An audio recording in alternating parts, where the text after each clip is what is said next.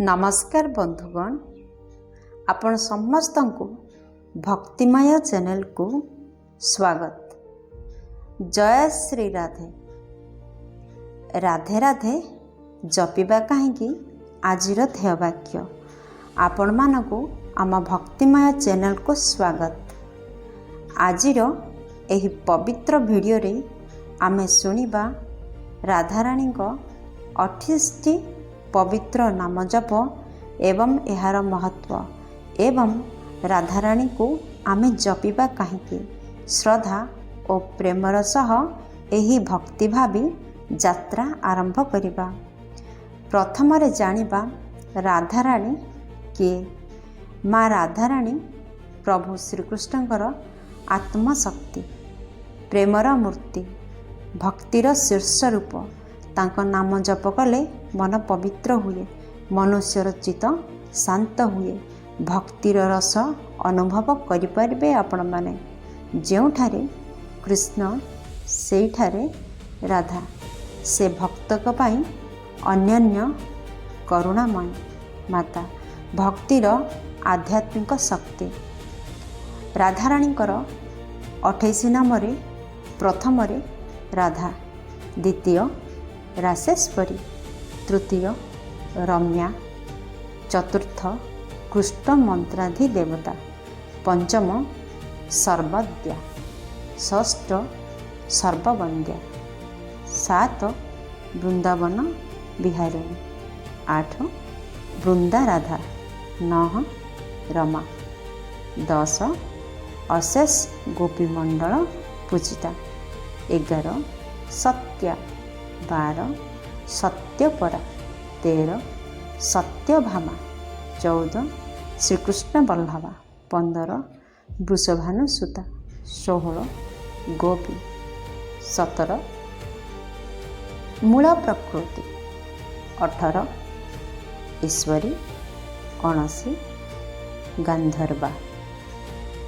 20 राधिका, 21 रम्या, 22 रुक्मिणी, 23 परमेश्वरी, 24 परात्पर तारा, 25 पूर्णा, 26 पूर्ण चंद्र विमानना, 27 भुक्ति मुक्ति प्रदा, 28 भव व्याधि विनाशिनी। नाम जपर महत्व रही। दर्शक बंधु, राधे राधे जपिबा कहीं एही 28 नाम जप करिबारे मनर भय, चिंता, दुख दूर होइथाए। शास्त्र कहे राधा नाम जप हेउछि प्रेमर शिरोमणि। जदि आपण जीवन रे कृष्ण को पाइबा को चाहते ताहले राधाराणी कौन जानतु। राधाराणी हेउछंती प्रेमर मूर्ति, भक्तिर जीवन, शांतिर स्वरूप, करुणार समुद्र हेउछंती माँ राधाराणी।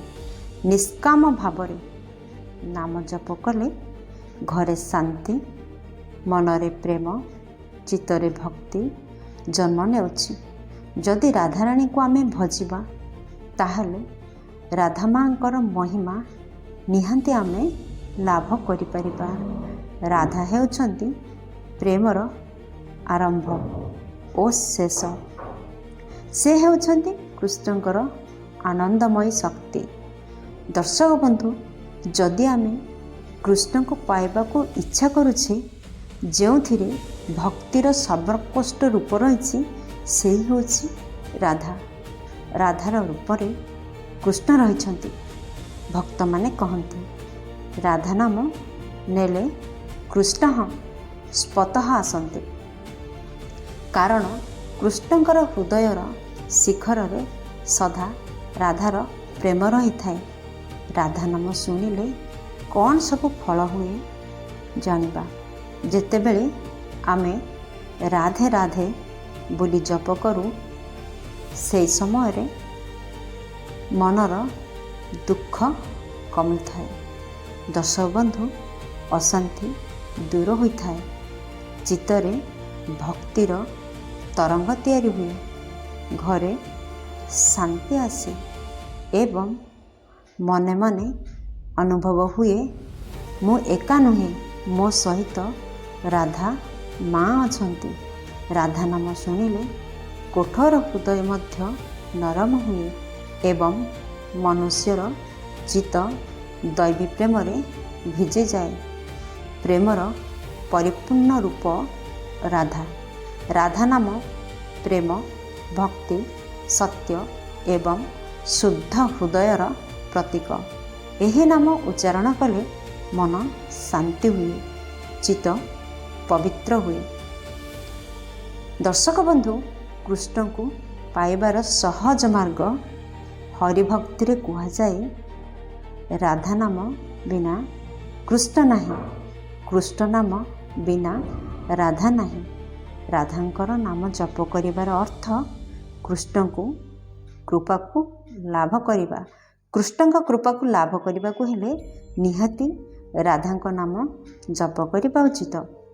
ସବୁ ଦୁଃଖକୁ ହରି ନେବା ଶକ୍ତି ରାଧା ନାମରେ ଏମିତି ଶକ୍ତି ଅଛି ଯାହା ମନର ସବୁ ଦୁଃଖ, ଚିନ୍ତା, ଭୟ ତ୍ୟାଗ କରେ। ଭକ୍ତମାନଙ୍କର ଅନୁଭବରେ ଏହି ନାମ ମନକୁ ହାଲକା କରେ ଏବଂ ଅନ୍ଧାରକୁ କମାଇଥାଏ। ଅଜ୍ଞାନର ଅନ୍ଧାରରୁ ଜ୍ଞାନର ଆଲୁଅ ଆଡ଼କୁ ଟାଣିନିଏ ରାଧା ନାମ। ଭକ୍ତିର ଉଚ୍ଚତମ ଉଦାହରଣ ରାଧା ଭକ୍ତିର ଶିଖର। ତାଙ୍କର ନାମ ଉଚ୍ଚାରଣ କରିବା ମାତ୍ରେ ଭକ୍ତି ବୃଦ୍ଧି ହୋଇଥାଏ। ପବିତ୍ର ନାମ ମନକୁ ଶୁଦ୍ଧ କରେ। ରାଧା ନାମ ହେଉଛି ମନର ସମସ୍ତ କଳୁଷତାକୁ ଧୋଇଦେବାର ସହଜ ଏବଂ ସରଳ ମନ୍ତ୍ର। ଏହା ଜପ କଲେ ମନ ସୁନ୍ଦର, ହୃଦୟ କରୁଣାମୟ ହୁଏ। ନାମରେ ଅନନ୍ତ ଫଳ ଥାଏ। ଶାସ୍ତ୍ର ମତେ ରାଧା ନାମ ବଣ୍ଟା ମହାପୁଣ୍ୟ। ଏକ ଥର ଉଚ୍ଚାରଣ କଲେ ସହସ୍ର ଯଜ୍ଞର ପୁଣ୍ୟ ଆପଣମାନେ ପାଇପାରିବେ। ସରଳ ଜପ ହେଉଛି ଅସୀମ ଫଳ। ରାଧା ନାମଟି ସରଳ କିନ୍ତୁ ଏହାର ଫଳ ଅସୀମ। ରାଧା ନାମକୁ ଜପକୁ କୌଣସି ନିୟମ ନାହିଁ। ଯେବେ, କେଉଁଠି, କେବେ, କେମିତି ମାତ୍ର ଶ୍ରଦ୍ଧାରେ ଡାକିଲେ ଯଥେଷ୍ଟ। ରାଧେ ରାଧେ କହିଲେ ମଧ୍ୟ କୃପା ମିଳେ। ଦର୍ଶକ ବନ୍ଧୁ, ରାଧା ନାମରେ ଧର୍ମ, କର୍ମ, ମୋକ୍ଷ ସବୁ ଏକା ସାଥିରେ ଆପଣମାନେ ପାଇପାରିବେ। ଏହା ମନକୁ ଶାନ୍ତ କରେ, କର୍ମକୁ ଶୁଭ କରେ, ଆତ୍ମାକୁ। ରାଧା ନାମରେ ଏତେ ଶକ୍ତି ଅଛି ବୋଲି ଆପଣ ଥରେ ଶ୍ରଦ୍ଧାରେ ରାଧା ମାଙ୍କ ନାମକୁ ଉଚ୍ଚାରଣ କରନ୍ତୁ। ଆପଣ ଜାଣିପାରିବେ କୃଷ୍ଣ ଆପଣଙ୍କ ପାଖେ ପାଖେ ଅଛନ୍ତି। ରାଧା ତୁମ ପ୍ରେମ କୃଷ୍ଣଙ୍କୁ ବାଧିଥାଏ। ତୁମ ନାମ ନେଲେ ହୃଦୟ ଖୋଲିଯାଏ। ତୁମ ଦୈବୀ କୃପାରେ ଭକ୍ତଙ୍କର ପଥ ଉଜ୍ଜଳ ହୁଏ। ଯେଉଁମାନେ ହୃଦୟରୁ ରାଧାକୁ ଡାକନ୍ତି ସେମାନଙ୍କ ଜୀବନରେ ବହୁତ ପ୍ରେମ, ଶାନ୍ତି ଏବଂ ଭକ୍ତି ସତଃ ଆସିଥାଏ। ଦର୍ଶକ ବନ୍ଧୁ, ରାଧା ନାମ ସ୍ମରଣ କରିବା ମାତ୍ରେ ଆପଣଙ୍କର ସବୁ ପାତକ କ୍ଷୟ ହୋଇଥାଏ।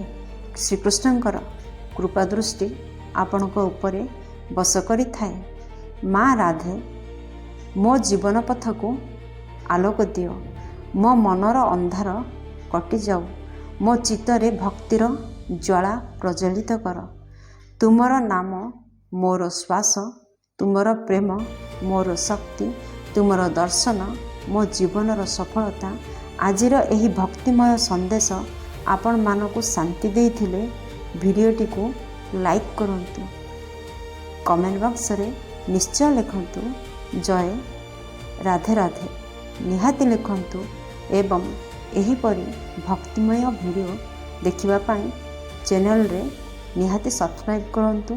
ଭିଡ଼ିଓଟି ଭଲ ଲାଗିଥିଲେ ଗୋଟିଏ ଲାଇକ୍ କରନ୍ତୁ, ସାଙ୍ଗମାନଙ୍କ ସହ ସେୟାର କରନ୍ତୁ।